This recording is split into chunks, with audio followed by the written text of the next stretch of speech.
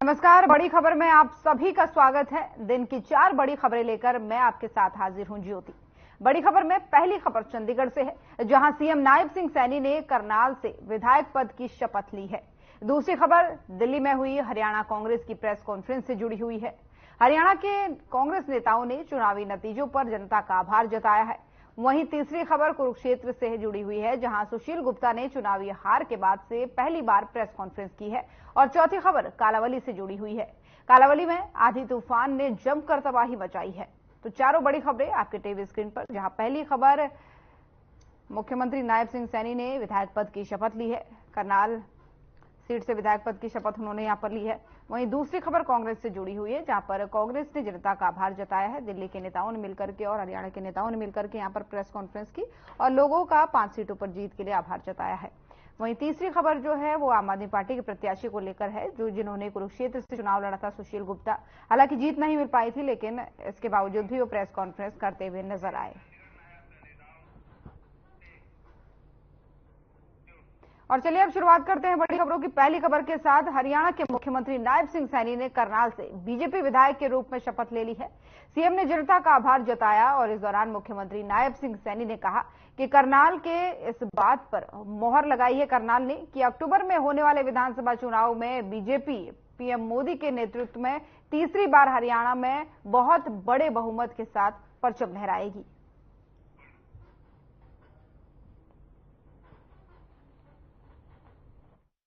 करनाल के लोगों का मैं दिल से धन्यवाद करता हूं कि एक बड़ा विश्वास करनाल के लोगों ने व्यक्त किया है और करनाल के लोगों ने इस बात के ऊपर भी मोहर लगाई है कि अक्टूबर में जो विधानसभा के चुनाव होने वाले हैं,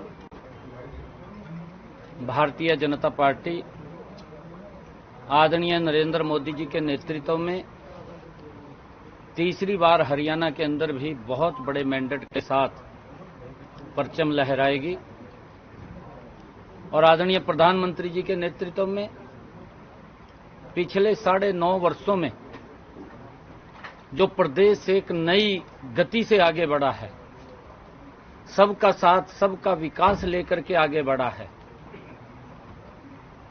जिस हरियाणा के अंदर पिछले 9.5 वर्षों में क्षेत्रवाद का स्थान नहीं है, जिस हरियाणा के अंदर पिछले 9.5 वर्षों में जो नौकरियों के अंदर भ्रष्टाचार होता था उसका स्थान दिखाई नहीं दिया है, पिछले 9.5 वर्षों में गरीब व्यक्ति तक योजनाबद्ध तरीके से मोदी जी के नेतृत्व में उस तक लाभ पहुंचाने का काम किया है, उसी गति से आगे भी आदरणीय नरेंद्र मोदी जी के नेतृत्व में हरियाणा को आगे ले जाने का काम किया जाएगा। गरीब व्यक्ति तक वो सब सुविधाएं योजनाबद्ध तरीके से जो आदरणीय प्रधानमंत्री जी ने, चाहे प्रधानमंत्री आवास योजना है, क्योंकि पिछला जो बजट था आदरणीय प्रधानमंत्री जी ने आवास योजना का बजट को 3 गुना ज्यादा बढ़ाने का कार्य किया था और उस बजट के तहत हमारे हरियाणा प्रदेश के अंदर भी एक भी सर ऐसा न रहे जिसके सर के ऊपर छत ना हो। ये जिम्मेवारी हमारी डबल इंजन सरकार की है। एक योजनाबद्ध तरीके से गरीब व्यक्ति तक वो लाभ पहुंचे, उसकी व्यवस्था हमारी सरकार करेगी। मैंने ये बात कही है कि कांग्रेस ने कहीं पर एक झूठ नहीं बोला, कांग्रेस ने एक झूठ नहीं बोला, झूठ के ऊपर झूठ बोला है। कांग्रेस ने यह भी झूठ बोला है कि संविधान को खत्म कर देंगे, कांग्रेस ने यह भी झूठ बोला है एक झटके में गरीबी को समाप्त कर देंगे, प्रलोभन भी दिए हैं, आरक्षण को खत्म कर देंगे। ये इस प्रकार की भाषा कांग्रेस ने झूठ बोली है, परंतु 60 वर्षों के कार्यकाल में मैं ये बात बड़े फख्र के साथ कह रहा हूं, मैं 10 वर्षों के मोदी जी के कार्यकाल के जो गरीबों के हित में मजबूत कदम उठाए गए हैं, मैं किसी भी मंच के ऊपर आकर के मजबूती से मैं बता सकता हूं कि हमने ये काम गरीबों के हित में किए हैं। कांग्रेस ने 60 वर्षों में गरीबों के हित में, उनकी मजबूती में, उनकी गरीबी को कम करने में क्या कदम उठाए हैं, कांग्रेस भी बताए। मोदी जी ने 10 वर्षों में गरीबों के प्रति मजबूत कदम उठाए, उसका परिणाम ये निकला कि देश से 25 करोड़ गरीबों को गरीबी रेखा से बाहर किया गया।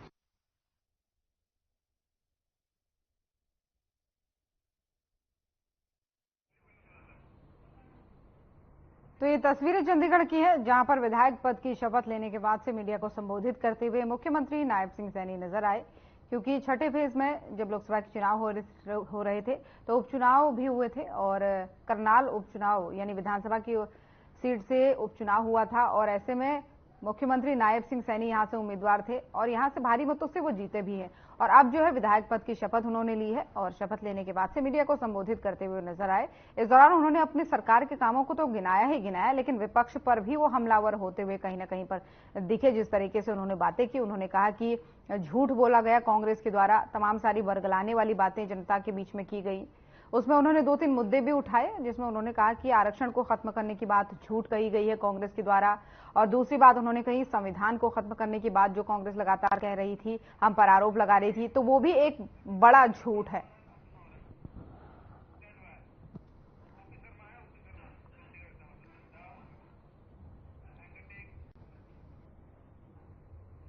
और इसी खबर पर ज्यादा जानकारी के साथ संवाददाता हमारे ओपी शर्मा चंडीगढ़ से हमारे साथ जुड़ गए हैं।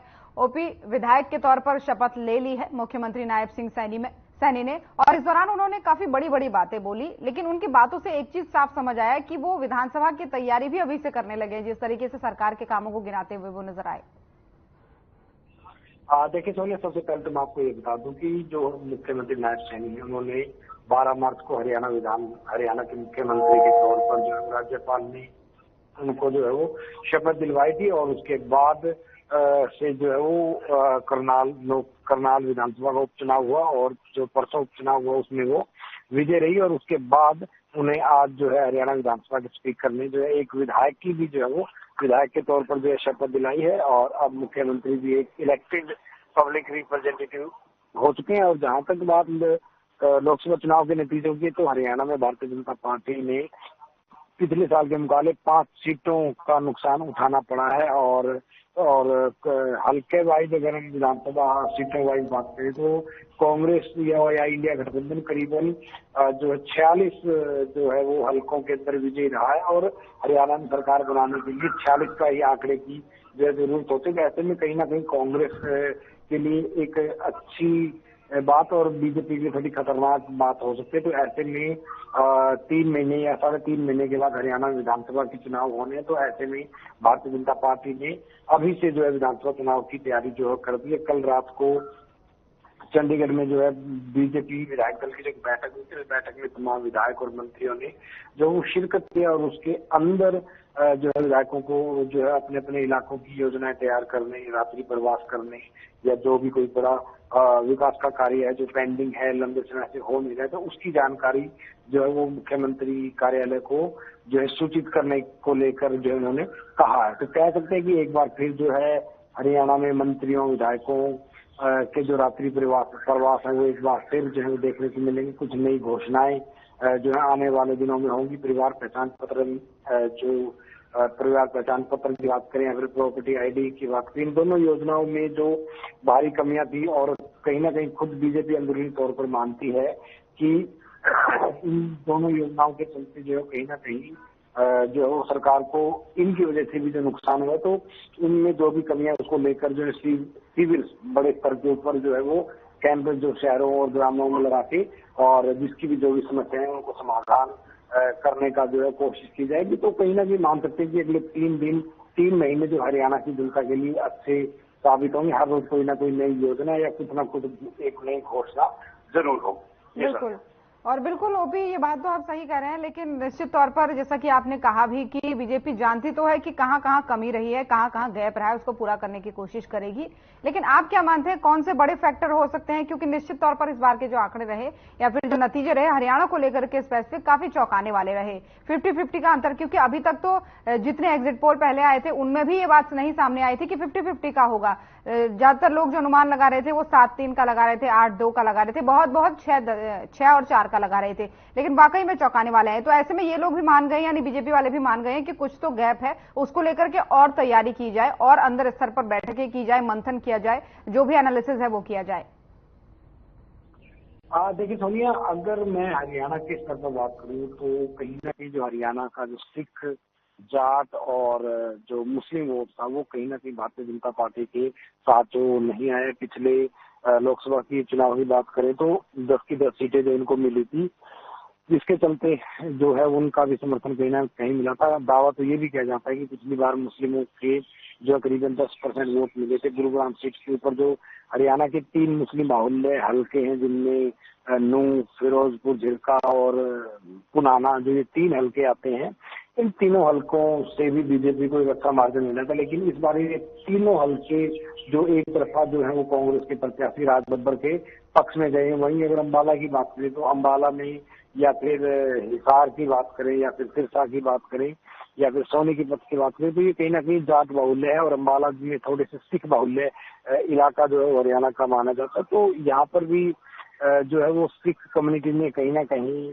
ये कह सकते हैं कि जो किसान आंदोलन का एक विरोध था वो कहीं ना कहीं जो है वो देखने को मिला और शायद यही 3 बड़े कारण। हालांकि विकास की बात करें तो विकास तो पूरे स्टेट में एक तरह से बराबर हुआ है, लेकिन ठीक है कुछ अंदरूनी कमियां भी बीजेपी की जरूर रही है कि वो जो योजनाओं को सही तरीके से लागू नहीं कर पाए।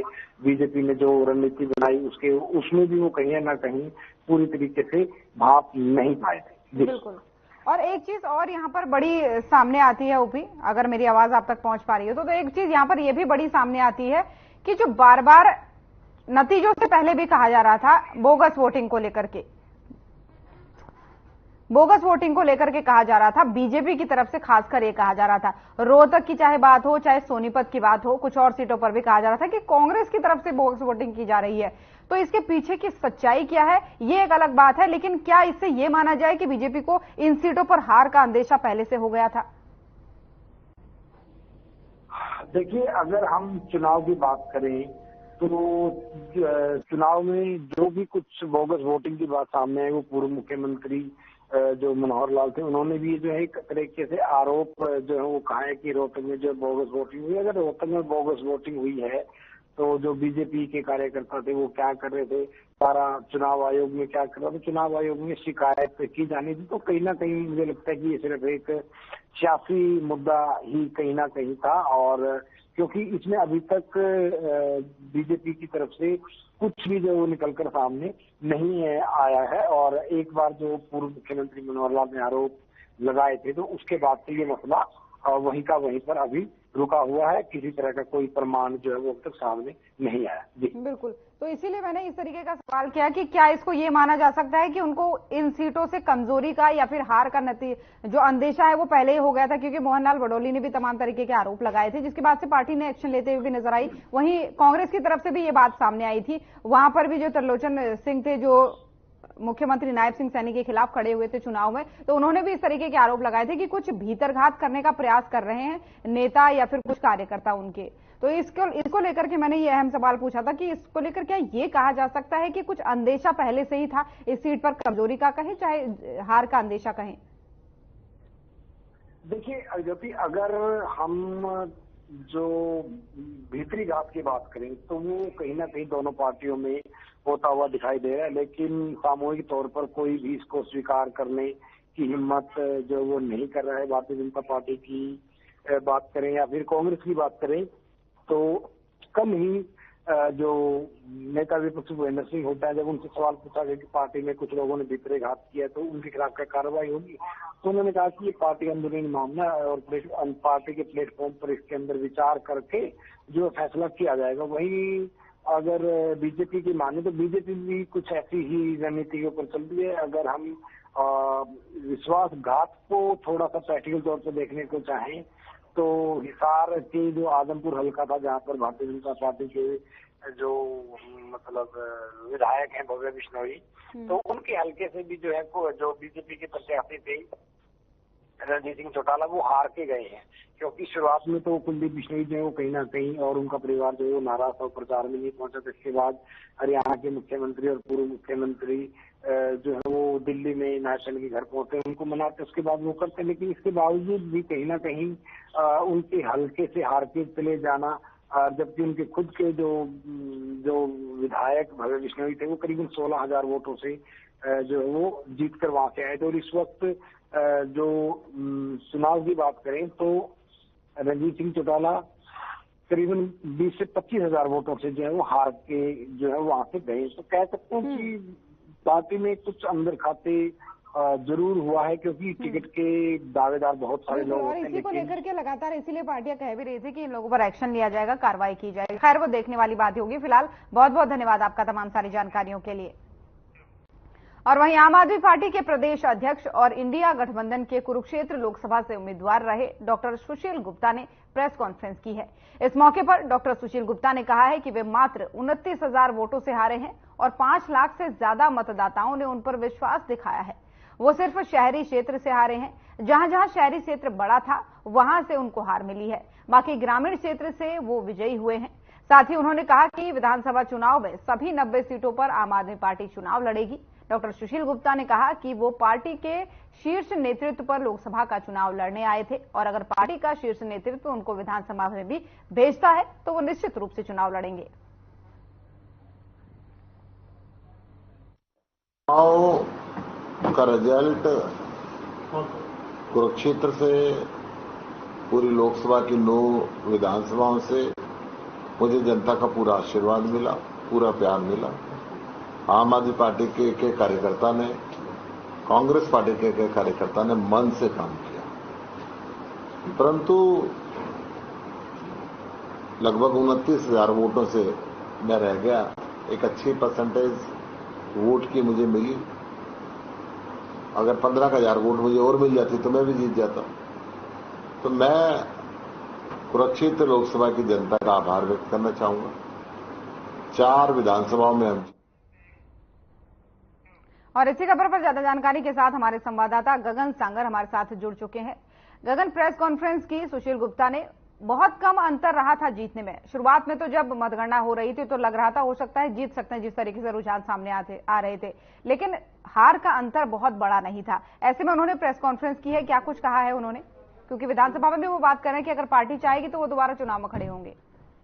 बिल्कुल ज्योति, जिस तरह से आज इंडिया गठबंधन के प्रत्याशी रहे सुशील गुप्ता ने जो है कुरुक्षेत्र के अंदर एक प्रेस कॉन्फ्रेंस की थी, जहां उन्होंने कहा कि सिर्फ वो मात्र 29,000 वोटों से आ रहे हैं और 5 लाख मतदाताओं ने उन पर पूरा विश्वास जताया है और ग्रामीण क्षेत्रों से जो है उन्हें भरपूर जो है वोट मिला, शहरी क्षेत्रों से उन्हें जो है कम वोट मिला है। और हरियाणा में सभी 90 सीटों पर आम आदमी पार्टी चुनाव लड़ेगी, ऐसा डॉक्टर सुशील गुप्ता के द्वारा कहा गया। और सीट नेतृत्व विधानसभा में अगर जो उन्हें भेजता है तो वो जरूर जो है चुनाव जो है विधानसभा का भी जो है लड़ेंगे। और बताया कि जिस तरह से पिछले 2019 में भी 19 की बात की जाए तो उन्होंने कहा है कि पिछले मार्जिन की बात की जाए तो भाजपा यहाँ से 4 लाख के तकरीबन जो है वोटों से जीती थी, लेकिन अब की बार जो है अंतर बहुत कम था। और हरियाणा में भी इंडिया गठबंधन की जिस तरह से 5 सीटें आई है तो बहुत उलट जो है देखने को मिल सकता है हरियाणा की विधानसभा में भी, क्योंकि कुछ ही समय के बाद हरियाणा की 90 विधानसभाओं में भी जो है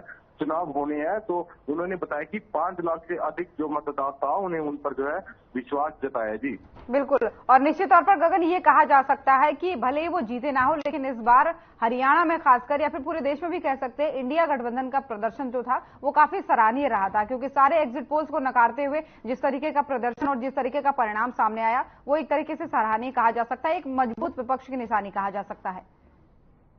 जो कि जिस तरह से देखिए नतीजे जो है सामने आए हैं, जिस तरह से कहा जा रहा था कि एनडीए 400 पार और कांग्रेस जो अब की बार कुछ भी नहीं सीटें लेके जाएगी। लेकिन ऐसा माहौल जो है बिल्कुल भी नहीं देखने को मिला है। विपक्ष पूरे जोरों शोरों से जो है प्रचार करते हुए और काफी मजबूती से जो आप देखने को मिल रहा है। हरियाणा की बात की जाए तो हरियाणा में 2019 में 10 की 10 लोकसभा सीटें जो है भाजपा को गई थी, लेकिन इस बार जो है जो 5 सीटें इंडिया गठबंधन को गई और 5 सीटें जो है भाजपा को ही है। बिल्कुल निश्चित तौर पर इसीलिए कहा जा सकता है कि परिणाम ही एक तरीके से चौंकाने वाले थे, जैसा कि बार बार विपक्ष द्वारा कहा जा रहा था। फिलहाल बहुत बहुत तो चलिए खबरों में आगे बढ़ते हैं। कालावली गांव फग्गू में अचानक मम्मड़ नहर में आए आंधी तूफान के चलते पेड़ गिरने के कारण नहर में बह रहे पानी का पीछे चढ़ाव अधिक हो गया और गांव की ओर पटरी में दरार आ गई, जिससे नहरी पानी बड़ी तेजी से निचले भागों में स्थित गांव और ढाणियों की ओर बहने लगा। वहीं जानकारी होने पर लोग जो है मौके पर पहुंचे और नहरी विभाग के अधिकारियों को इसके मामले में जानकारी दी। वहीं आपको बता दें कि जिसके बाद से नहरी विभाग ने पीछे पंजाब हेड में पानी बंद करवाया और जिसके बाद काफी समय तक पानी का बहाव बना रहा। और साथ ही आपको ये भी बता दें कि पानी जो है ढाणियों और गांव की ओर बढ़ने से खेतों में जल भराव जैसी स्थिति बनती हुई नजर आई।